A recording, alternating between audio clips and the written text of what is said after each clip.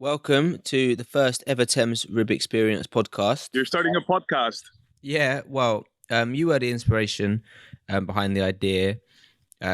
Just that we found your journey so incredible and everything you've achieved that we thought, let's get the message out a bit more if we can.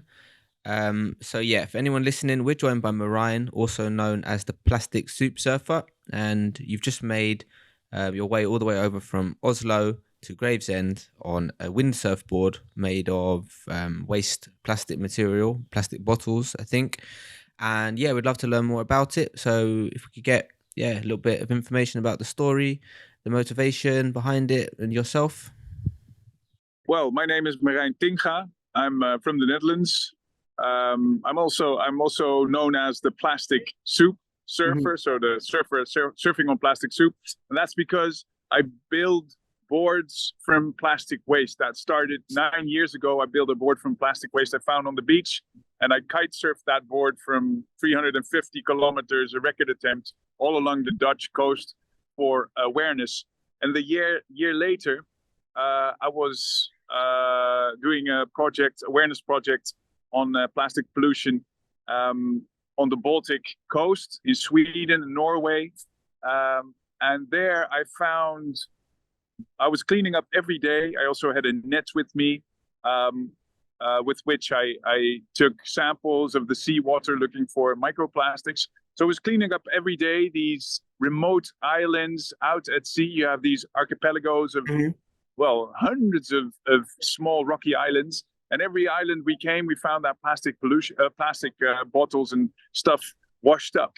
And at a certain point, I find 12 bottles in a crevice somewhere between the rocks. And of these 12 bottles, only 2 have sleeves on them with the brand names.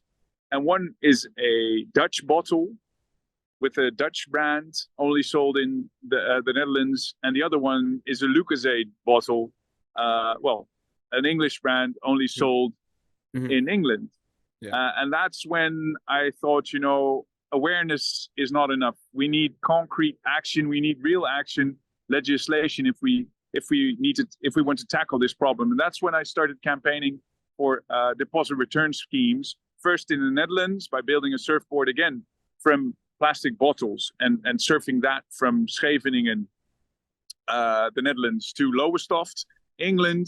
I started a petition, got 60,000 signatures, handed over those 60,000 signatures in Parliament, wrote a resolution myself, so a motion and resolution, which called for a deposit return system in the Netherlands. And that resolution got adopted and was the major reason we now have deposit return scheme for small plastic bottles in the Netherlands, and also for cans since April.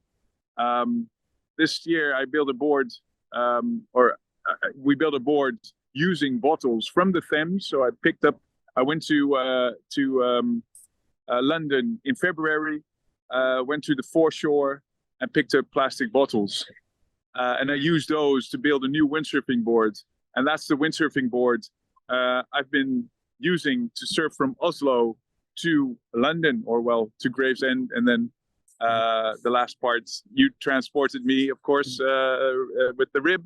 Yeah. And then this morning I sailed under Tower Bridge and in front of Westminster, because this afternoon I'll be meeting with the Parliament, with Member of Parliament, Lord Benyon, and I will be handing him a letter from me, but also from a lot of NGOs.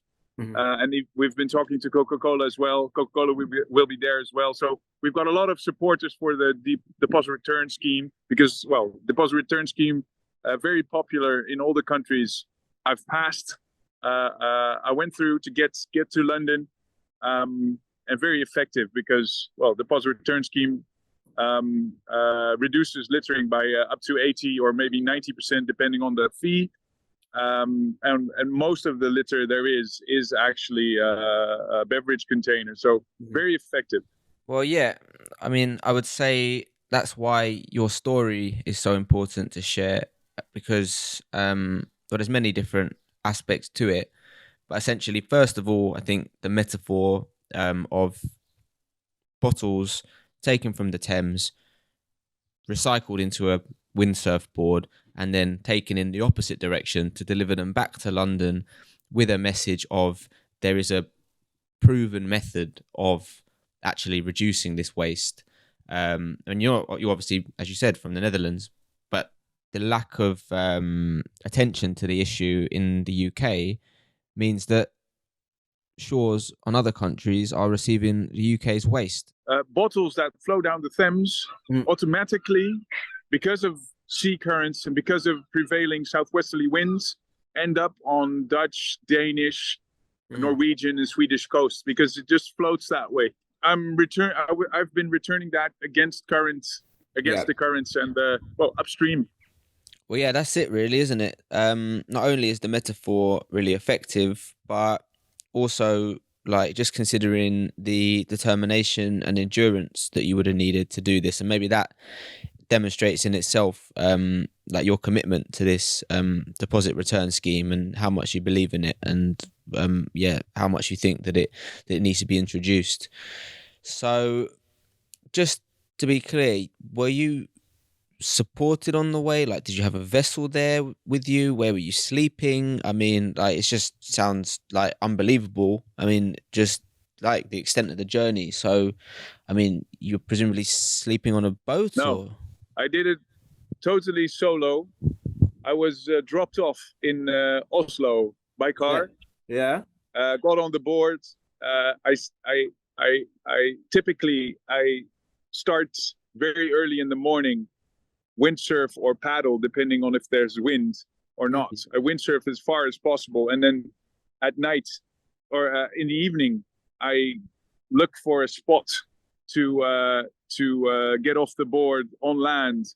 And I don't have a tent with me, but I sleep under my sail. So I have a paddle with me for when there's no wind. I use that paddle as a stick, as a rod to hold up my sail, and I sleep under my sail in the sleeping bag. And then the next morning, I get up and put the sail on my board, put everything in my sleeping bag in a watertight bag, tie it to my board, and then head off. And don't know where I'll be sleeping the next night, because I just windsurf as far as I can. So it'd typically be surfing 60 kilometers a day, but some days I did twice that distance, and some days I only did half because, there was no wind. Okay, wow. So it was a solo expedition. That's, even more incredible than I really thought. You'll be meeting the BBC soon, and you'll be talking to them about this, right? This morning at 10:30. And then again, they'll come to the foreshore where I found the bottles, which I then used in my board. And that will be at low tide at 6:30 p.m. Okay. And I think they're making a news item for this for the hourly news, or I don't know how it works. Yeah, we'll confirm the times on this post. But my understanding would be the news at 10, BBC One. Yeah. And just to say again, it's been a pleasure to have you come to chat with us and to assist you today. People can go to your social media accounts and obviously the website. Yeah, so please go to www.plasticsoupsurfer.org and sign the petition if you want to combat plastic pollution with me.